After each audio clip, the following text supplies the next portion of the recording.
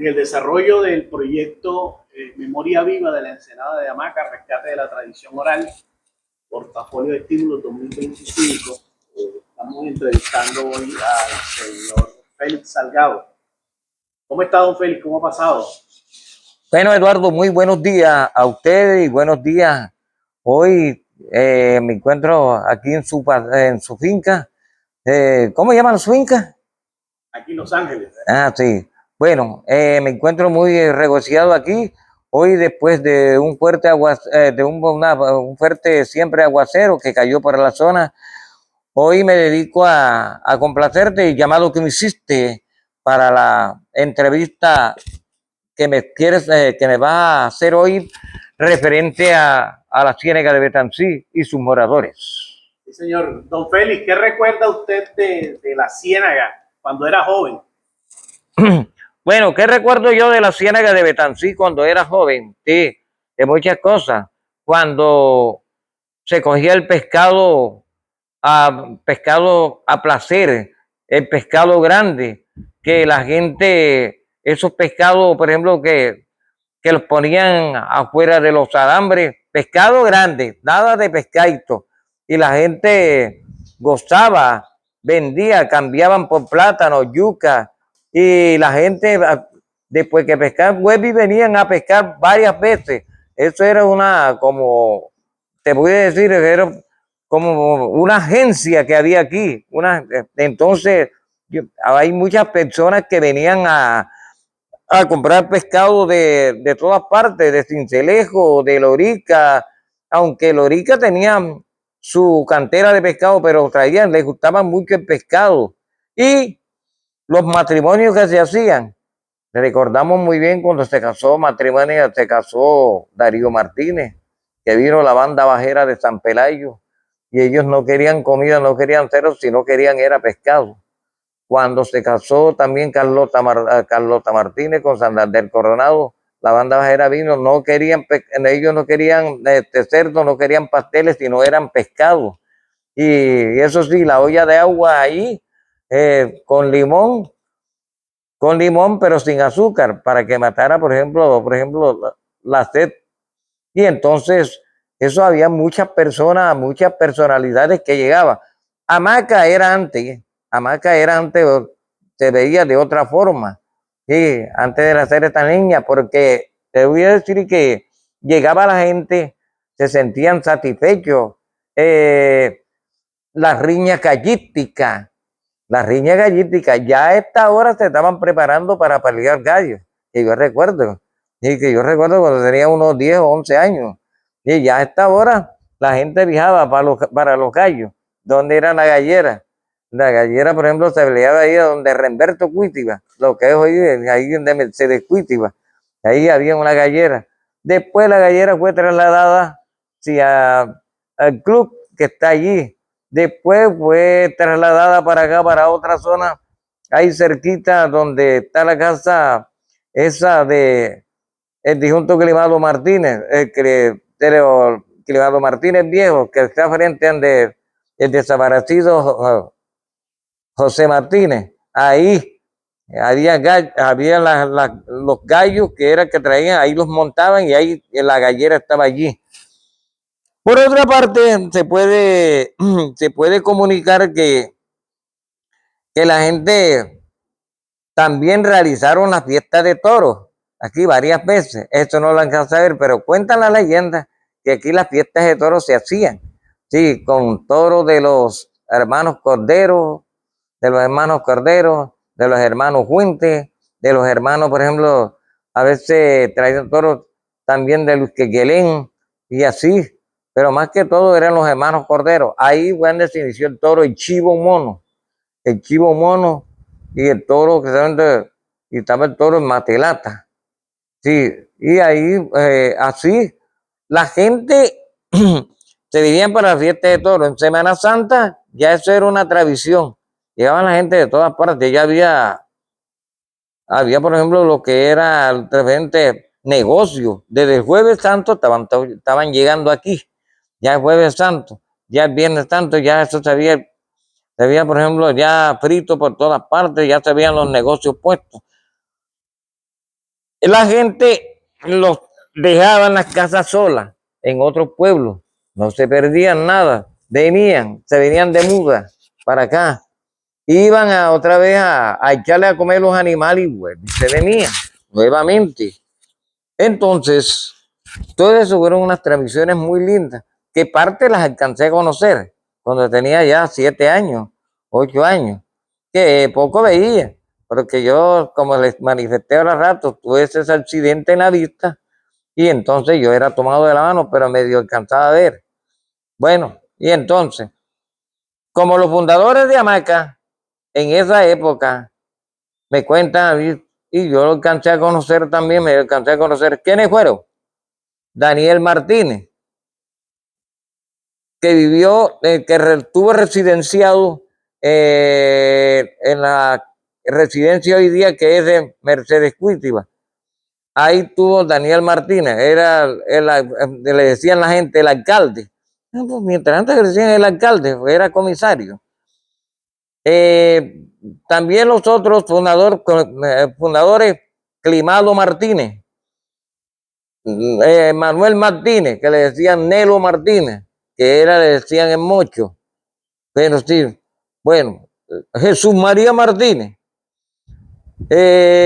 Luisa Martínez, Estelcita Martínez, Miguel Martínez, toda esta gente, Miguel Martínez, lo que fue Pedro II Altamiranda, Luisa Martínez, Minerva Altamiranda, bueno, tuvo también Agustín Sánchez, Pedro Caraballo, habían 2 Pedro Caraballo, estaba Clotilde Caraballo, estaba Mariano Sánchez, estaba por ejemplo también eso, no lo conocí, pero el nombre que Elías Hayer, estaba Cristina Caraballo, estaba lo que es el señor José María de los Reyes, estaba también lo que era el señor José Ricardo, estaba otros señores que se decían también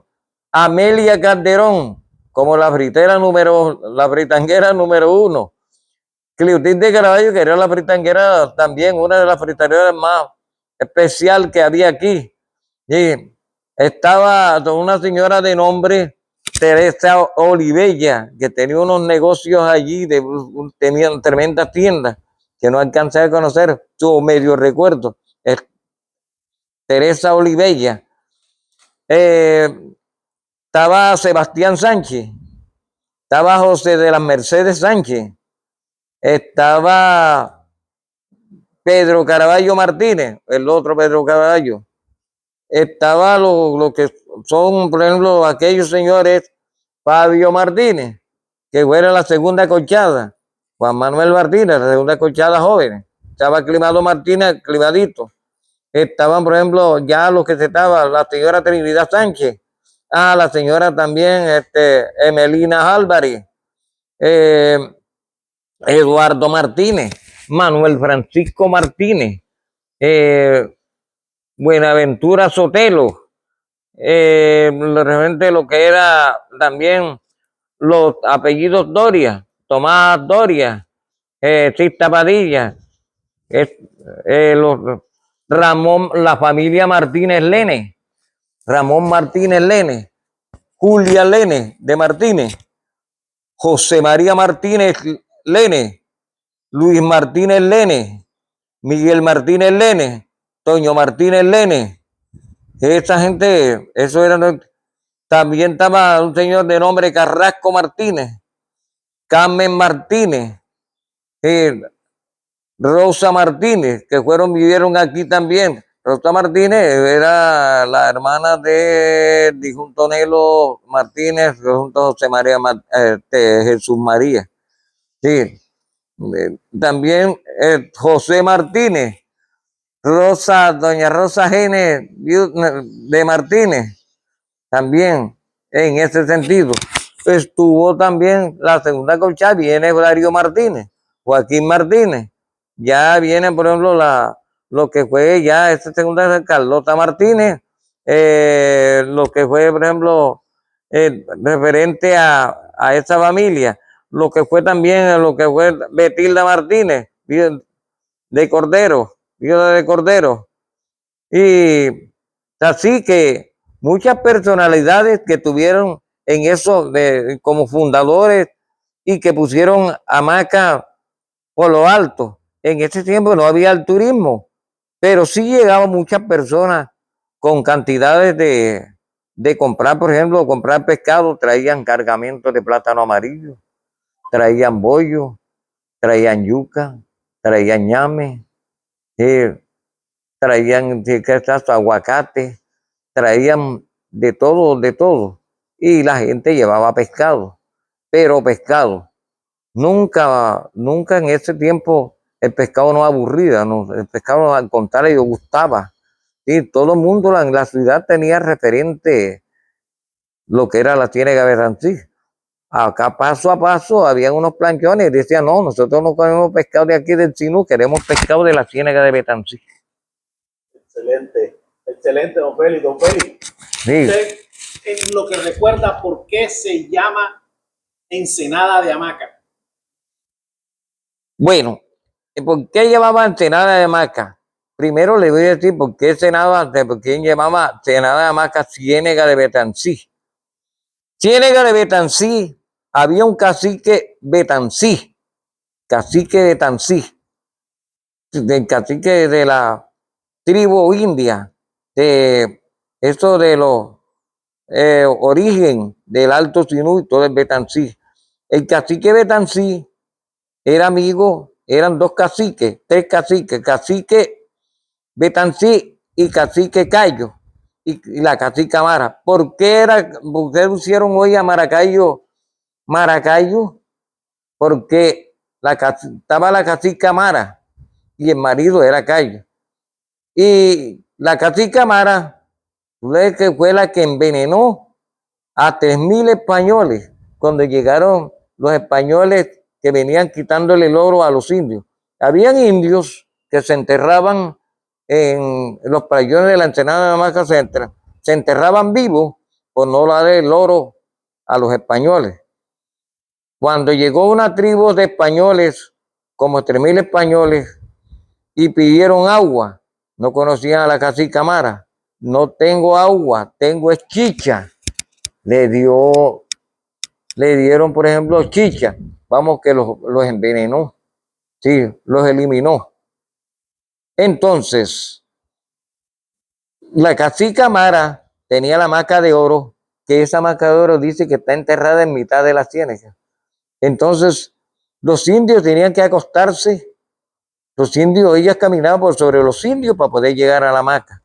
Los indios servían de alfombra. Sí. A respecto a la pregunta de la Ensenada de Hamaca, porque se catalogan que es como una ensenada que está aquí, Ensenada de Hamaca, como una ensenada rinconada que está, por ejemplo, que está por acá como metida en un rincón. Este es como una ensenada, sí, y por lo que la rodea la Ciénaga de Betancí, porque por allá agua, por acá agua, y entonces está metido como una ensenada. Entonces, por eso que le llaman a la Ensenada de Hamaca. Sí, fue por eso que el cacique Betancí la bautizó Ensenada de Hamaca, porque está metido como, queriendo decir, como un rincón que nos tiene, por ejemplo, redondeado, pero sí, no nos tiene redondeado de mala vez y de una buena fe y de una felicidad. Excelente, don Félix. Sí. Don Félix, bueno, ¿qué otro recuerdo usted de niño de cómo eran los velorios de antes? Bueno, los velorios que se hacían, eran todas las noches velorios, cantidad de personal, eso sí, rezaban todas las 9 noches, rezaban, y la cantidad de gente, y amanecía la gente, eso amanecía, ahí no se iba nadie. Es decir, cuando no había convenciones, alquilaban motores, por ahí con motores, y entonces la gente, y tinto, y la gente fumando tabaco criollo, la gente también fumando, repartían cigarrillos, y había gente que llevaban su hamaca para acostarse y amanecer.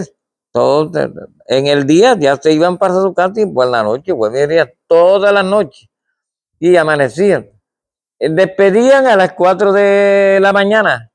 Las 4 de la mañana estaban despidiendo el disjunto. Sí. Y la gente dialogaba y jugaban unos dominó. Habían unas señoras que llevaban pan, galletas. Había otras que estaban de acuerdo de que no llevaran galletas. Entonces la gente decía, no, van a llevar galletas para que beber con el café. Y entonces eso, la gente lo hacía, por ejemplo, bien, pero no. Y la verdad, podía estar aquí cerca, la casa de usted, y el velorio estaba aquí, y la gente no se iba. La gente, eso amanecía la persona, ya vuelvo y repito, tomando tinto y tomando café. Y los velorios, por ejemplo, habían personas que iban, les gustaba enterrar más a las personas, darle cristiana sepultura en lo que era en tierra. Eso sería el canto de zafra mutuoria, que esas tradiciones se están perdiendo. ¿Qué hay cuál es la fiesta del campesino? La zafra mutuoria, zafra de monte, y hoy eso no se está utilizando. Y entonces, cuando fallecía aquella persona, le echaban hasta 7 metros de hondo, 5 metros de hondo, y entonces comenzaban a cantar zafra mutuoria, sí, para no se saliera, o para que fuera en paz de Dios.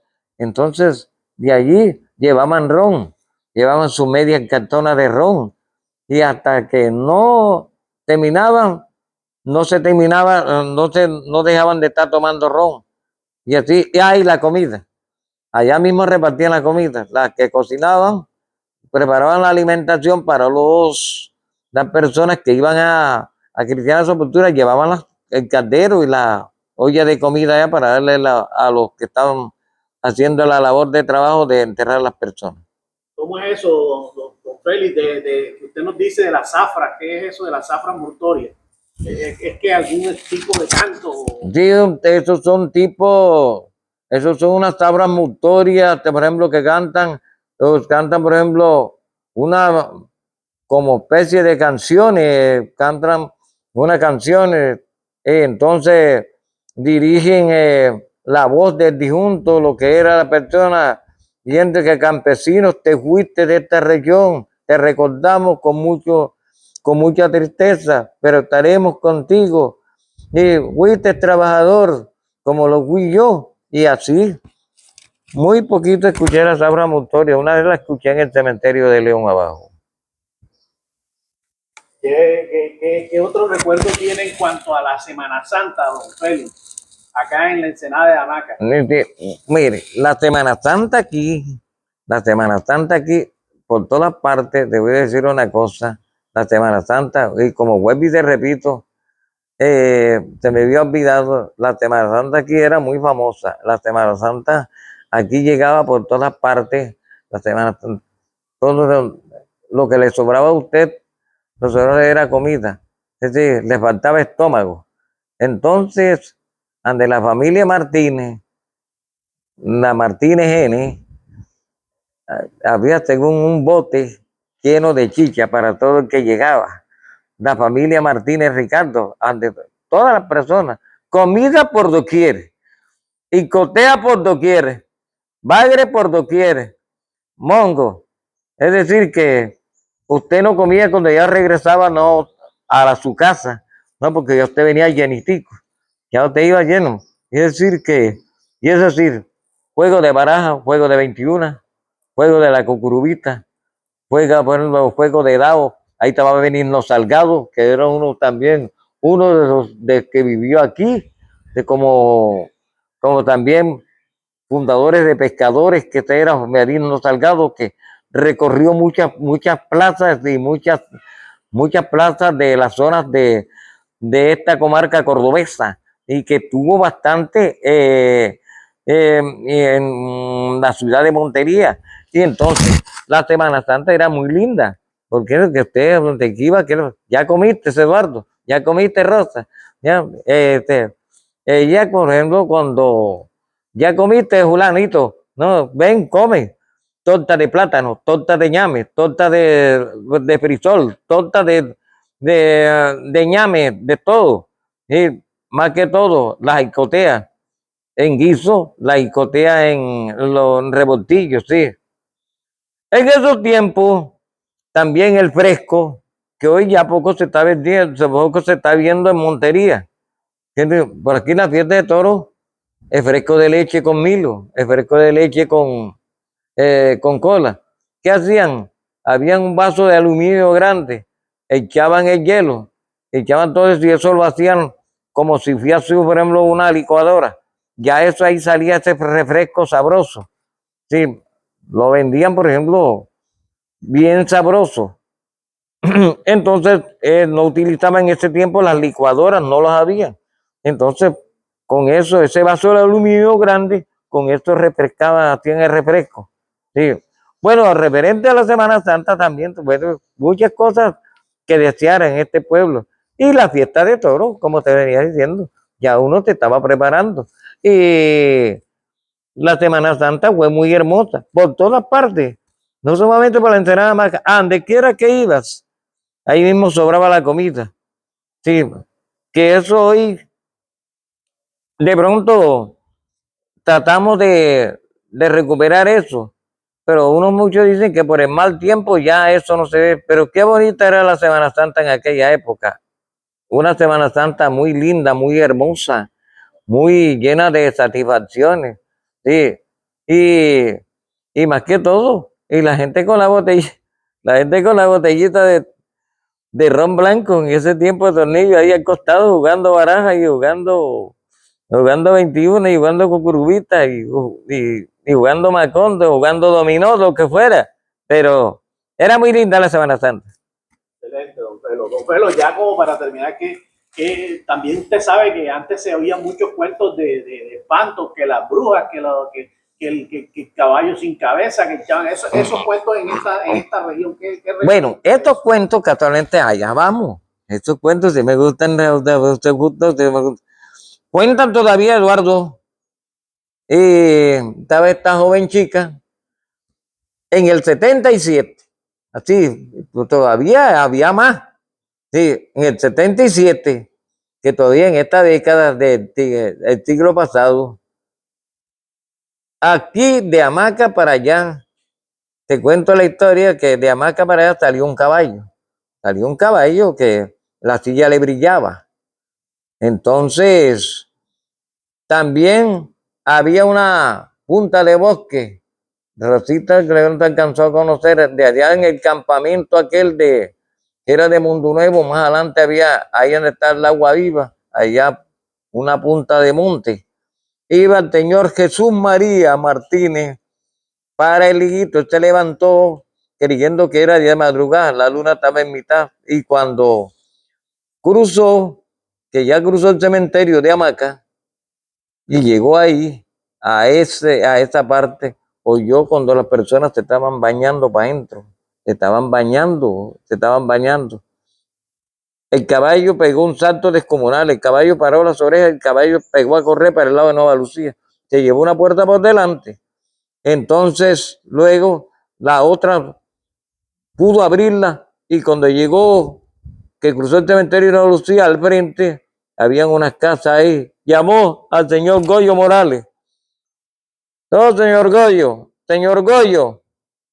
Dice, ¿eres tú, Jesús María? Sí. Bájate del caballo y amárralo allí. Amárralo allí, que lo que te salió allá te está esperando ahora que salga del pueblo de Nueva Lucía. Y entonces así salían también que un perro de ahí, del cementerio de la Ciénaga de la Ensenada Maca para allá, para Nueva Lucía.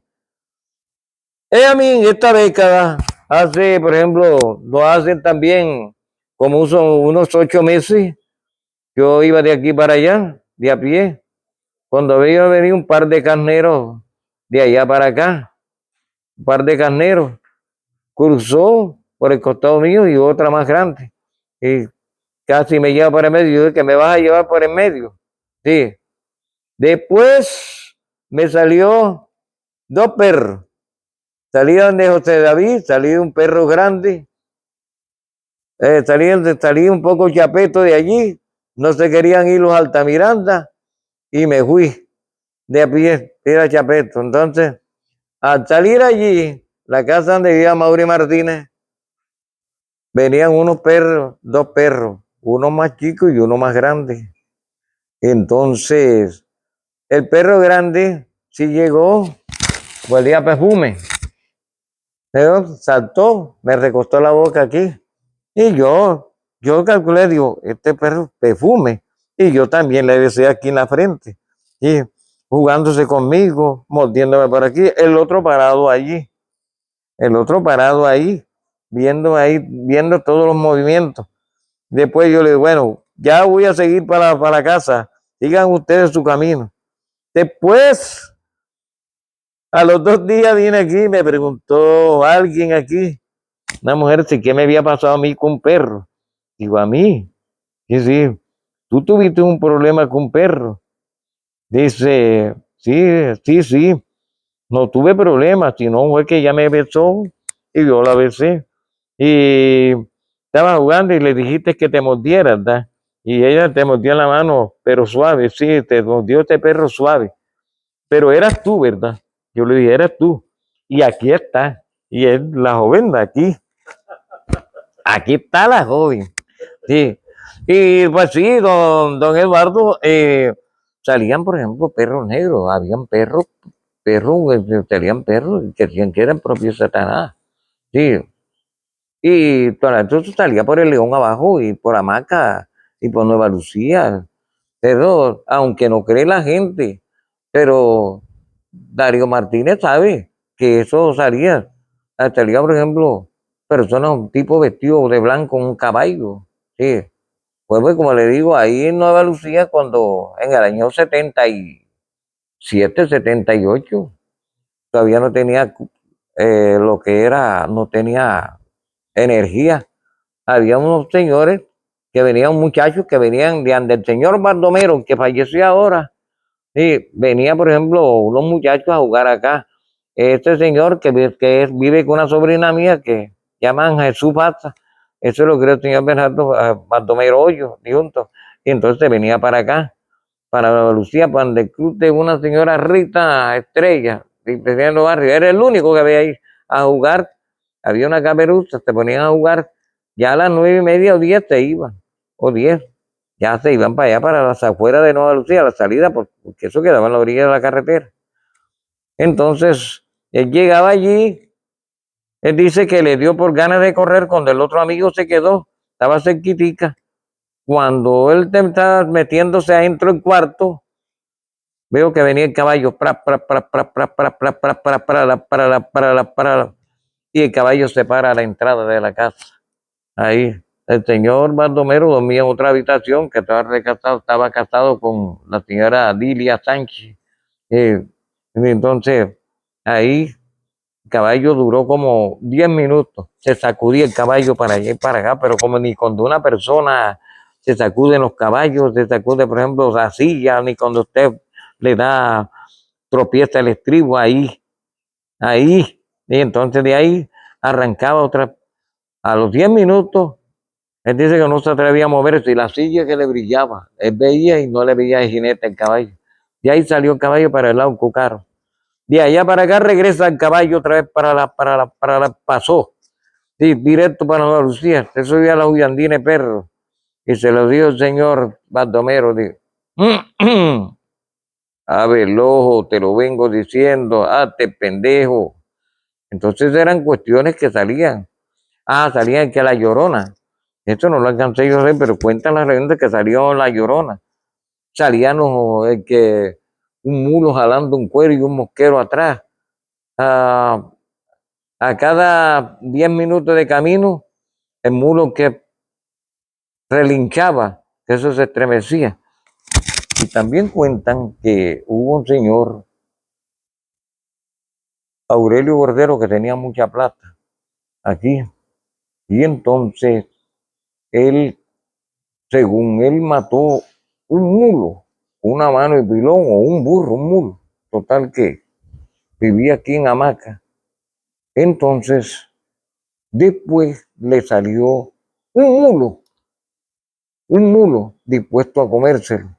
Él le fue a disparar y el revólver se le partió en dos. Sí. ¿Por qué? Porque él mató al mulo. Sí, con una mano de pilón. Sí. Esas eran nuestras historias, don Félix. Sí. Bueno, don Félix, le agradecemos mucho. Para mí, totalmente, y para ti, Rosa, para mí ha sido un placer, y para ustedes también, de estar aquí compartiendo algo maravilloso y estar, por ejemplo, todas las entrevistas que ustedes necesiten, se las aporto, las entrevistas periodísticas. Ojalá hagamos una tertulia aquí, una tertulia de periodismo, de los locutores, de las emisoras donde yo he estado, porque la verdad es que yo no pude llegar a los estudios a estudiar por cuestiones de la vista, pero la verdad aprendí. ¿Y quién? ¿Dónde aprendí? Porque aquí, cuando hubo un sábado de gloria, me pusieron en contacto con un señor Darío Bellovín de Montería. Y ahí él me puso en contacto en Todelar, cuando existía Álvaro Díaz Arrieta, todavía existe, cuando existía Todelar, la voz del Sinú. Y ahí fueron enseñándome. Y tal vez estuve en otras emisoras, pero recibiendo desprecio, tirándome las puertas encima y con tal de aprender, con tal como... Pero sí, también tuve con Álvaro Díaz en la gerencia, cuando él era gerente de Todelar. Yo vendía boli desde San Antero, no había luz aquí.